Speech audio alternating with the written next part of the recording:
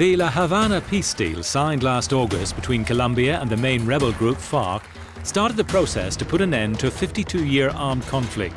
The amended agreement was ratified in November despite being rejected by a referendum. Half a century of war has left over 200,000 people dead. In the past 20 years, 7.3 million were forced to flee.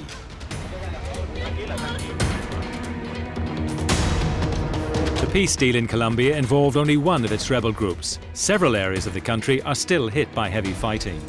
Instability and clashes pushed, according to official data, at least 58,000 people out of their homes last year, but NGO numbers are much higher.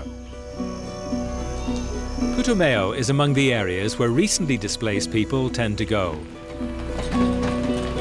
Among them is Lucia. This is not her real name. She travelled to Puerto Asís last July. I fled twice, now and in 2002. In 2002, I was left with nothing.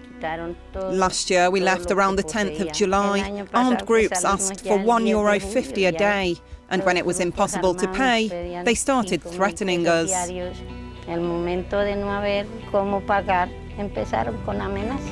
Last August, Lucia applied to be officially recognised as a displaced person by local authorities in order to benefit from national aid. The legal procedure is due to take 3 months, during which the most vulnerable displaced people will receive international help. We went with Lucia to her last monthly meeting with the NGO Action Against Hunger. The organisation gives urgent help, providing money for shelter, hygiene and including a kit for water purification, but above all, food.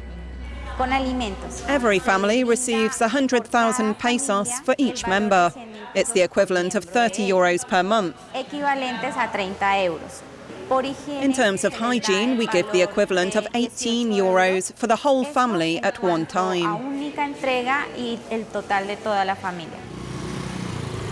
This is Lucia's last shopping trip with the NGO's help. It is 5 months since she asked for the local authorities' registration. Families can wait up to 1 year before they are granted displaced status or not.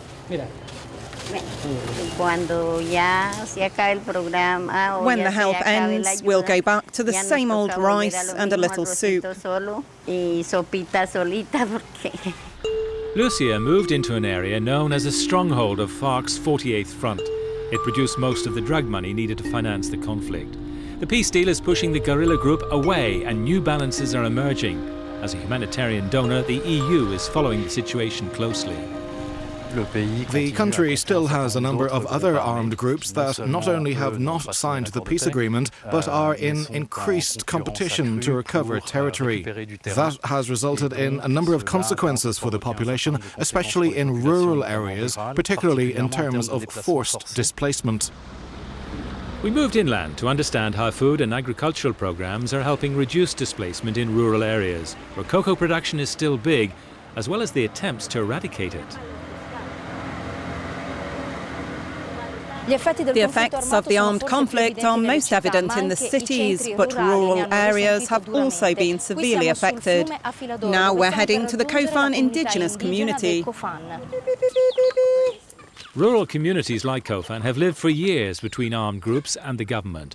Locals were killed, many fled, and the isolation imposed by the conflict limited their self-reliance and trade opportunities. Bogotá has ended up with a land fumigation policy to eradicate cocoa production.